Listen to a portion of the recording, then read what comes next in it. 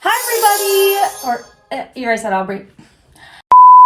Hi friends, welcome back to Cooking with Aubrey. Today we're going to go over how you stock your kitchen for beginners, alright? So I got a lot of stuff to go through here, so I am just going to quickly kind of go through this stuff. I'm going to talk about it a little bit, but at any point, if you would like me to go into more detail about any of these items, comment down below what you want me to go in more detail about, and I will address that for you. All right, let's get started.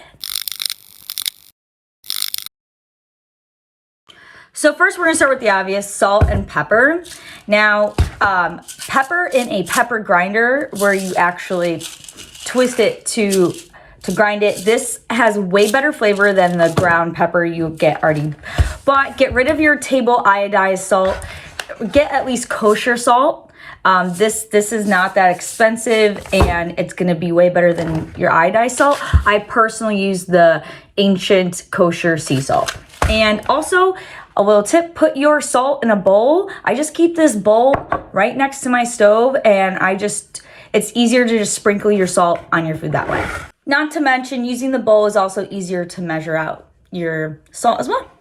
We have some stock here, so two different kinds depending on what you're doing. So I always have bone broth, which I'll say it before, I'll say it again. All stock is bone broth, but in the stores, typically the better stock is labeled bone broth because companies take shortcuts. So this is like a higher quality stock. Or I also have better than bouillon, which I use a lot as well. It just depends on what I'm making and what I'm using it for, but I always keep both on hand. Some garlic as well. Of course, garlic goes in everything. I like the peeled garlic already. A lot of stores also have like a roasted garlic as well, like if they have like an anti-pesto section, like Fresh Thyme used to have that. Fresh Thyme, how many times I have to say this? Can you please bring back the roasted garlic? And anyway, it's easier than trying to peel like the other garlic, and that minced garlic in a jar, get rid of it. It does not, no, honey. Fresh lemons, you should always use fresh lemons. I'm always preaching about it. Get rid of the stupid squeeze bottle fake lemon, okay? You've never tasted a real lemon and then tasted that and then told me they both taste the same, okay? I can tell the difference. Sorry, lemon. Cream here, some heavy cream. I use this for a lot of things. It's usually just to finish things off. As you can see, I still have a little bit left over in this tiny container. I rarely use milk. Now I know a lot of you probably use milk or your kids drink milk. Totally cool to have on hand, but for cooking, I always use heavy cream. I rarely ever buy actual milk. Butter, real butter, not that tub and margarine crap. Better, can't believe it's better than butter, whatever the hell that shit's called. Get rid of it, okay? Real butter, there's no replacement. Also, keep it on your countertop. It is way easier to spread when you have your butter softened at room temp instead of like, let me break apart my toast trying to spread the butter. Eggs. Now, real eggs, I mean, self-explanatory there. Eggs, baking, cooking, everything. You use eggs for everything. Carrots, onion, and celery. These three things are the foundation for a lot of dishes. Like you start with these three vegetables and you kind of build off it and you can do so much off that. So carrots, onion, celery, also referred to as mirepoix. Who doesn't love a good potato? You're out your mind if you don't love a good potato. There's fries, there's mashed potatoes, there's so many things. My personal favorites are Yukon Gold potatoes. They're a little bit sweeter, not as starchy as other potatoes in my opinion, but y'all can hate on me, use whatever potatoes you want. Oh, I dyed my hair. What do you think? You know, I was at Sally's and I was like standing there about to grab the red, and then I saw the violet and I was like, that violet's calling my name. So no one's actually seen this yet, as I'm at this current moment in time while I'm filming. So it's been a day and no one knows. So I kind of feel like I've changed my identity without anyone knowing. I always like to have my favorite protein on hand, and I prefer sausage over like a cut of chicken, pork, or whatever. So my go-to is chorizo, and I personally love these because it comes in the tiny little links, and so I'll be able to cook one portion for myself. But you know, you can throw sausage into literally whatever you're making, and it kind of just, you know, changes it up a bit, you know, makes it a little bit more interesting. Bread. Now, Get rid of your Wonder Bread, the white loaf bread. Just get rid of it. It's bland, it's flavorless, there's zero nutrition in it. Just get rid of it, okay? It's boring, doesn't even taste good. Doesn't even taste good, okay? Get yourself some Dave's Killer Bread, or at least something with some fucking flavor in it, all right? Breadcrumbs, these are two different types. These are panko, they're a little bit bigger and lighter, where this one's more ground down and a little bit heavier. I always get, if I'm getting like these progresso style breadcrumbs, I always get the Italian style because it has a little bit more flavor. And panko, it depends on what you are making, which one you want to use. You don't really have to have always both on hand. If I have to say pick one, I'd say pick this one to always have on hand. You don't necessarily need both. Your favorite pasta? My favorite pasta is di cecco, or however you say that. I'm probably saying that wrong. I like the fun noodle shapes, any noodle shape you care about, but pasta is always good to have on hand. You can put it on literally anything. And here is some rice. I prefer the golden light brown rice. Okay, actually, honestly, I've never had this brand before. Fresh Thyme keeps getting rid of some of the things I enjoy. Okay, one of that was a golden rice. I have yet to test this brand, but I think it would be good. Anyway, I don't like regular rice. It's kind of boring. You know, I don't like boring stuff. Have you noticed the Cooking with Aubrey magnets up here? I have a bunch of merch. In the next video, I'll be doing some giveaways. I have some stickers as well. Let me go grab one. Look at all these magnets. I was having a lot of fun with these. Watch this. This is my magic trick. That's why I have no friends. I have these stickers. Keep your eyes on the food. You know who you are. Keep your eyes on the food. Merch. I've been giving away merch. You know what? Fuck it. I'll give out merch in this video. Why not? Why wait till the next video? I've already sent out a ton of this merch to my fans that are active. You know, not my silent fans. You know, if you're a silent fan, how do I know you're a fan? How about you like, comment, follow, do some stuff, talk to me, send me a freaking message. I don't know. Like, how do I know you're supporting me? If you're silent, stop being silent. If you want merch, I'm just giving this away for free. I'm just sending it out. I've sent it out like a ton of things already. Like, if you want this shit, let me know. Let me know. Stone ground mustard is always nice to have. This is better than yellow mustard. Not yellow. I am not saying stock your kitchen with yellow mustard. Stone ground or Dijon mustard for this, because you can use this in dressings. You can do a ton of stuff with this. Again, if you want me to go into more detail about any of this stuff, comment down below, because otherwise this will be like an 1.5 hour long video. Honey, this is great substitute for a lot of sweeteners. You can make a dish a lot more fun by adding a little bit more honey. You know, think outside the box. Instead of using sugar or brown sugar for everything, you know, use other types of sweeteners to make it more fun. Canola oil. This is good for frying or for baking. It also has a higher smoke point, making it easier to cook with. I also use extra virgin olive oil for a lot of things as well. Black beans. These are my favorite kind of beans. Have your favorite kind of beans on hand. You can add these to so many things and, you know, give it a little bit more substance, whatnot. Wow, that sounds lame.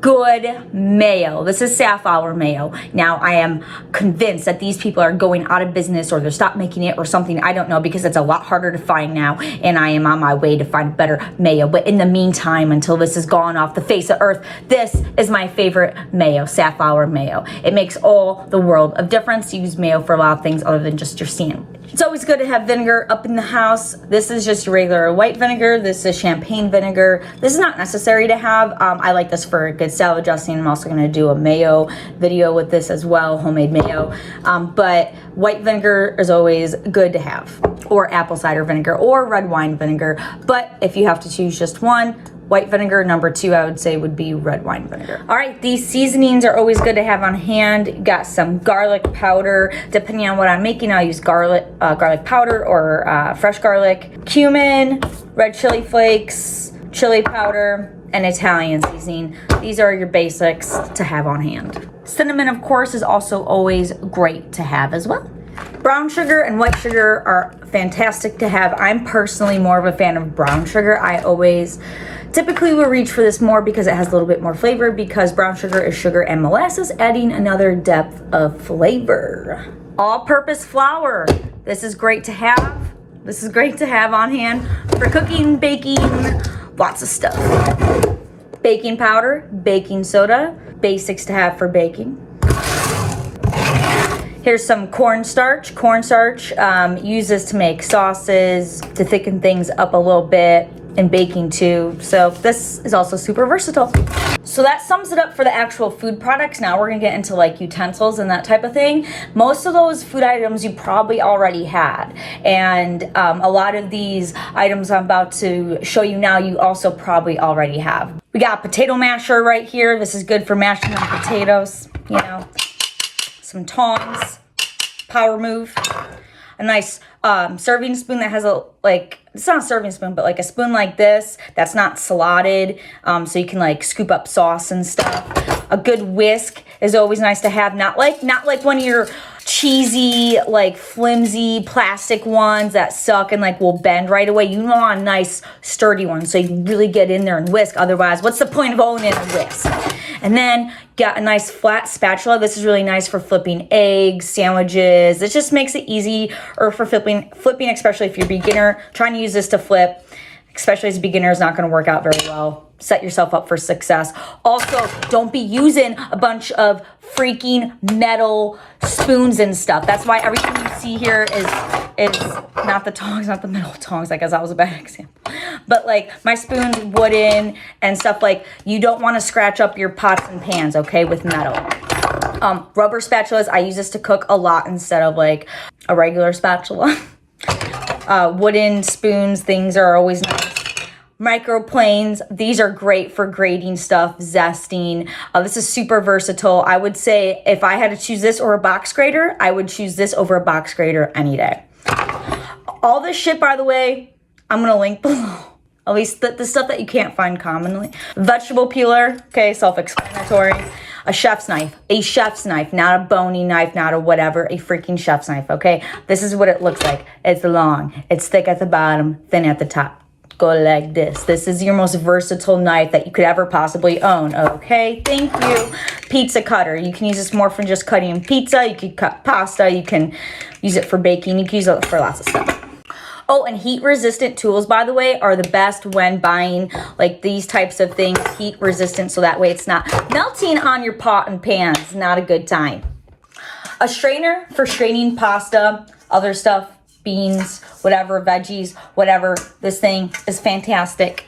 Get yourself a blender. I literally use my blender every single day, and I use it for so many different things. Get a blender, it's worth it. Hey, and if you can splurge, go get a food processor. Not necessary though. Measuring cups and spoons to measure, okay? A decent size cutting board. Now, in my opinion, this is actually kind of small, but I have a really small space that I'm working with. But please stop using plates. Please stop using the tiny little plastic flimsy ones that you can't keep still and that are, you know, not even level, and there's like a hump in it and it's like rocking as you're cutting. Get rid of it, throw it away, okay? Thanks, it's a hazard. Get yourself a handheld mixer. These are great to have. You can't get like a stand-up mixer. I also have a KitchenAid stand mixer, but those are super expensive and really not necessary, especially if you don't even have one of these. So like, unless you're committed to get that, go ahead and get it because they're literally amazing. But step one would be just the handheld one. Make sure you get one that has like a better motor, because the better the motor, the better that the mixer will be. That is what ultimately makes these break, is the motor on it.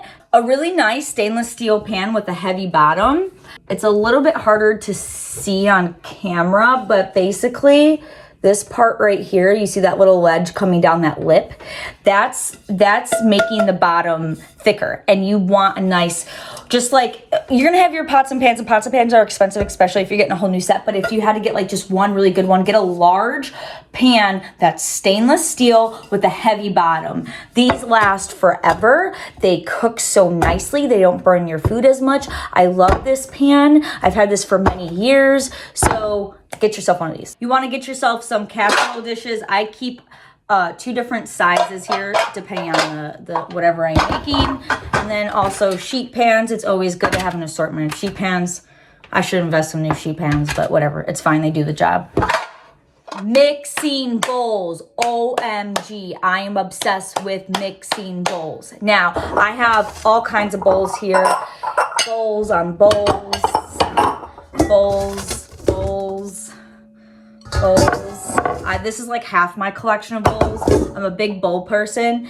The reason why is because it just, when you're cooking and there's different components, it just makes life easier. You're not stressing out. You're not like kind of trying to cram everything onto a plate or a sheet pan. Or you could do sheet pans too if you wanted, but honestly, like get yourself at least one big, I've cooked at so many people's houses, and it's rare for someone to have like a legit mixing bowl. Usually they're using just like a big like Tupperware container or something. Like get like at least one large mixing bowl, okay? I am a proponent of having many bowls. This is only half my collection, but at least one big one. Foil. Line your pans with foil. Makes cleanup way easier.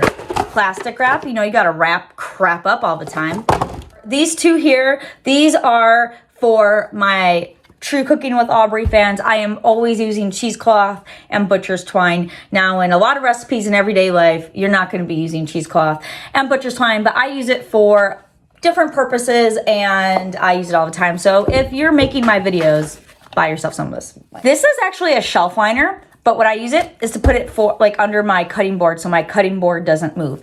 You want to make sure that your cutting board is stable while you're cutting your food so you're not hurting yourself. You could also use a damp paper towel or a damp kitchen towel, but that's a waste of money and towels and doing more laundry. So go to the dollar store. You can literally get this at the dollar store, pay $1 and whatever the tax is, $1.08, whatever the fuck it is, and get yourself some shelf liner, cut a piece off and put it under your actual cutting board that you're gonna go get, and you're not gonna stop using that plate that you're using all the time. I hope you enjoyed this video. Please like, comment, subscribe down below if you got any value from this. Let me know, again, if you want any more details. There's gonna be a ton of links down in the description below, and there's gonna be a list of everything, and let me know if you have any questions about anything. All right, I will see you next time. I love you, bye.